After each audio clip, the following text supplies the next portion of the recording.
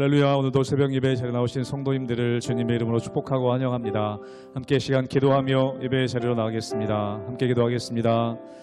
하나님, 오늘도 우리가 주님 말씀을 듣고자 또 하나님 앞에 우리의 삶을 아뢰고자 예배의 자리로 나아갑니다. 말씀 듣고 또 기도하며 주님을 찬양하는 예배의 자리 가운데 주님 임재하여 주시사 만나주시고 하나님 깊이 경험하는 예배의 자리 되게 하여 주시옵소서. 오늘 하루도 주님만이 나의 삶의 참 소망이심을 경험하길 원하오니 주여 이 자리 가운데 우리 심령 가운데 임재하여 주시옵소서. 감사드리며 예수님 이름으로 기도하옵나이다. 아멘.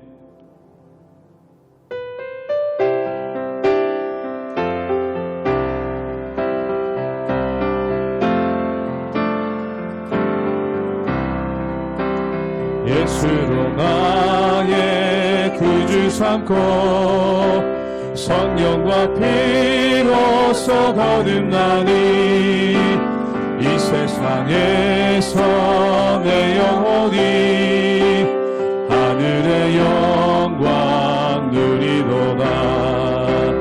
이것이 나의 간증이요 이것이 나의 찬송일세. 나 사는 동안 끊임없이 우주를 찬송하리로다. 온전히 주께 맡긴 내 영 사랑의 음성을 듣는 중에 천사들 왕래하는 것과 하늘의 영광 보리로다. 이것이 나의 간증이요 이것이 나의 찬송일세. 나 사는 동안 끊임없이 우주를 찬송하리로다. 주 안에 기쁨 마음의 풍랑이 잔잔하니 세상과 나는 간도롭고 구속한 주만 보리도다. 이것이 나의 간증이요 이것이 나의 찬송일세. 나 사는 동안 끊임없이 우주를 찬송하리. 이것이 나의 간증이요 이것이 나의 간증이요 이것이 나의 찬송일세. 나 사는 동안 끊임없이 우주를 찬송하리로다.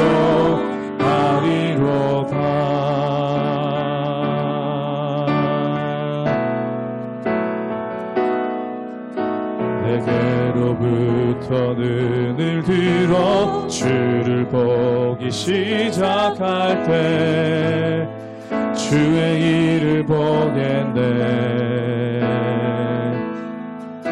내 작은 마음 돌이키사 하늘의 꿈 꾸게 하네. 주님을 볼 때 내게로부터 눈을 들어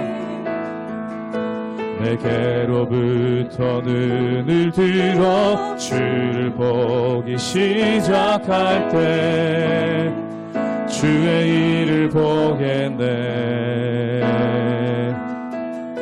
내 작은 마음 돌이키사 하늘의 꿈 꾸게 하네.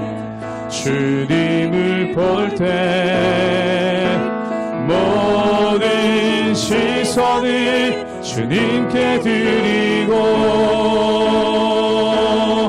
살아계신 하나님을 느낄 때 내 삶은 주의 역사가 되고 하나님이 일하기 시작하네. 성령이 나를 변화시켜 성령이 나를 변화시켜 모든 두려움 사라질 때 주의 일을 보겠네. 황폐한 땅 한가운데서 황폐한 땅 한가운데서 주님 마음 알게 되리. 주님을 볼 때 모든 시선을 주님께 드리고 전능하신 하나님을 느낄 때 세상은 주의 나라가 되고 하나님이 일하기 시작한 모든 시선을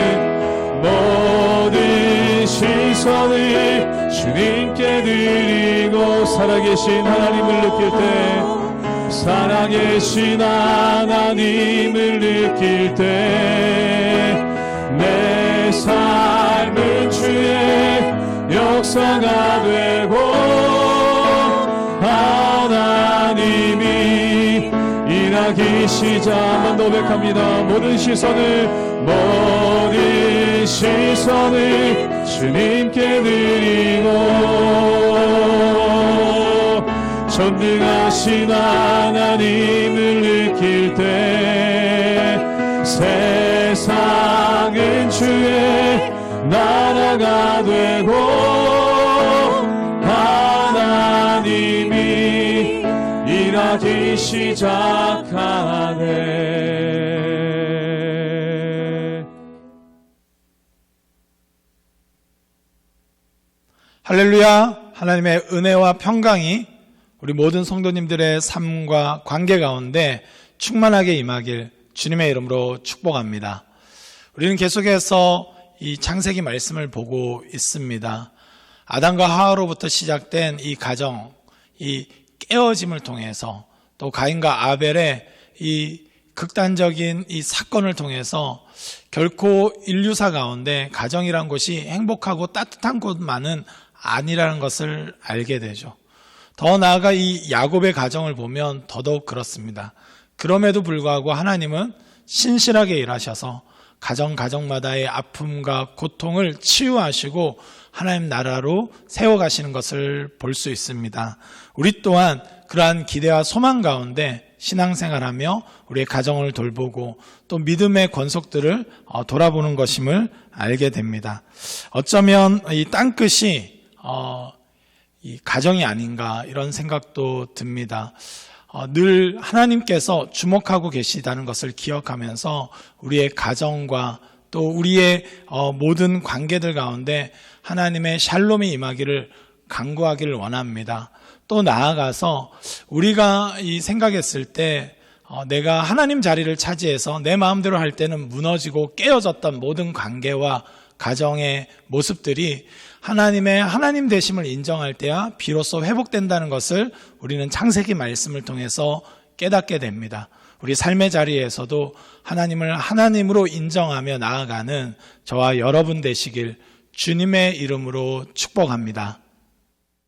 창세기 43장 15절에서 24절까지의 말씀입니다. 그 형제들이 예물을 마련하고 갑절의 돈을 자기들의 손에 가지고 베냐민을 데리고 애굽에 내려가서 요셉 앞에 서니라. 요셉은 베냐민이 그들과 함께 있음을 보고 자기의 총기에게 이르되 이 사람들을 집으로 인도해 드리고 짐승을 잡고 준비하라. 이 사람들이 정오에 나와 함께 먹을 것이니라.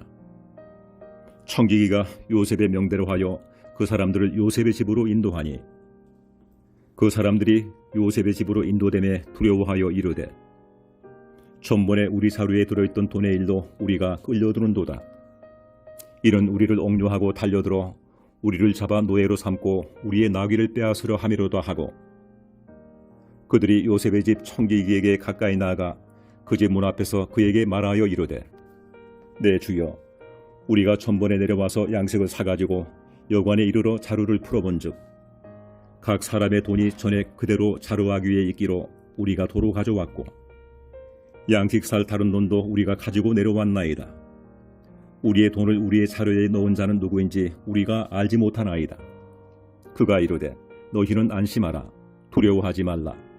너희 하나님, 너희 아버지의 하나님이 재물을 너희 자루에 넣어 너희에게 주신 것이니라.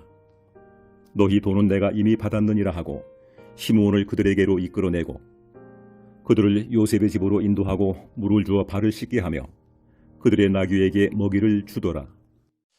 이 요셉을 보면서 이 요셉의 위대함은 고난 가운데 결코 절망하지 않는 모습이라고 볼 수 있습니다. 하나님을 빼놓고 자신의 인생을 해석하지 않고 하나님 안에서 희망하며 끝까지 버텨낸 인생, 인내하며 소망을 이루어간 인생이야말로 가장 참 아름다운 모습인 것 같습니다. 그러나 요셉의 또한 위대한 점 중에 하나는 충분히 이제는 힘을 가졌음에도 불구하고 이제는 충분히 내가 마음대로 할 수 있는 권력이 있음에도 불구하고 결코 자기 마음대로 행하거나 자신의 분노와 화에 의해서 일들을 결정하는 것이 아니라 하나님의 때에 맞게 하나님의 방식으로 회복을 기대하는 이 겸손함을 우리는 찾아볼 수 있습니다.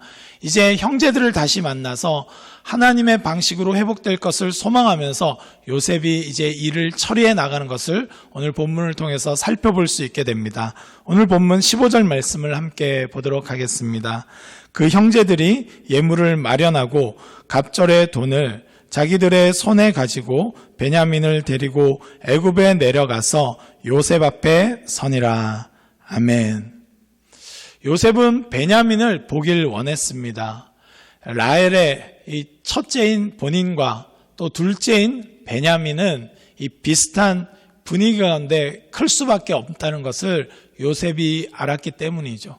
그래서 형제들에게 베냐민을 꼭 데리고 와야만 정탐꾼이 아니라고 인정하겠다고 얘기한 것입니다. 형들의 진정한 변화는 있었을까? 형들은 이제는 나를 밀어내고 배제하듯이 베냐민에게는 그러지 않았을까 하는 여러 가지 우려와 고민 가운데 베냐민을 보길 원했는데 이제 드디어 베냐민이 나타난 것입니다. 요셉은 단순히 그냥 내가 가정에 돌아가는 차원을 꿈꾼 것이 아닙니다.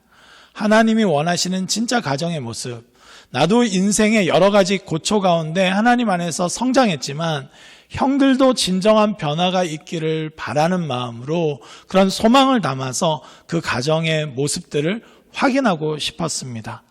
내가 이 생기는 어떤 정에 의해서 너무나 쉽게 그 죄악된 모습들을 여전히 완고하게 갖고 있는 형들을 용서하는 것도 하나님의 방식이 아니고 많은 변화가 있었음에도 불구하고 과거의 감정만으로 형들을 심판하는 것도 옳지 않았다는 것을 알았던 것 같습니다. 그래서 베냐민을 보고 이제 함께 식사하며 여러 가지 이야기를 나누기 시작합니다. 우리 23절 말씀을 함께 읽도록 하겠습니다. 그가 이르되 너희는 안심하라. 두려워하지 말라. 너희 하나님 너희 아버지의 하나님이 재물을 너희 자루에 넣어 너희에게 주신 것이니라. 너희 돈은 내가 이미 받았느니라 하고 시므온을 그들에게 이끌어내고. 아멘. 여러 가지의 환대에 불안해하는 형들을 보면서 너희 하나님, 너희 아버지의 하나님이 그것을 다 하신 것이다. 실제로는 요셉이 했죠. 그러나 그런 마음을 품게 하신 분이 바로 하나님이시지 않겠습니까? 요셉은 하나님이 이 가정의 모든 상황들을 지금 이끌고 계신다는 것을 인정하며 말하고 있습니다. 그러니까 두려워하지 말라는 것입니다. 형들이 진정으로 변화되고 회복되었다면 하나님께서 이미 그것을 다루셨다면 내가 더 이상 심판자로 나설 수도 없고 나설 이유도 없다는 것을 인정하며 겸손하게 하나님께서 형들을 어떻게 다루셨는지를 보기를 원했습니다. 우리는 예전에 한 단편적인 모습들을 보면서 너무나 쉽게 판단할 때가 있는데요. 물론 미숙했고 잘못된 부분들을 바로 잡아 써야 되는 것은 맞습니다.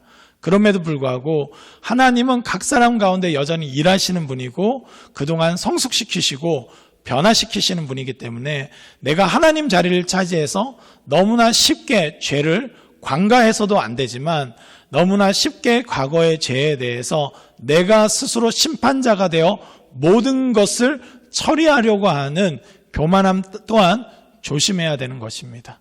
요셉은 그 겸손함을 잘 유지하면서 하나님께서 우리 가정에서 행하신 일들이 무엇인지 보길 원했고, 그 모든 것들이 하나님께서 행하신 것들이 확인된다면 자신은 기꺼이 용서하며 더 나아가 부양자로서 역할할 마음을 이미 지니고 있는 것을 오늘 본문을 통해서 살펴볼 수 있습니다. 우리의 가정에서, 우리의 관계에서 나만 열심히 하나님 앞에서 훈련된 것이 아니라 각자가 훈련됐음을 알고 하나님 안에서 서로를 용납하고 사랑하고 또 함께 하나님의 뜻을 이루어갈 수 있는 지혜와 겸손이 있길 소망합니다. 죄는 반드시 다루어져야 합니다.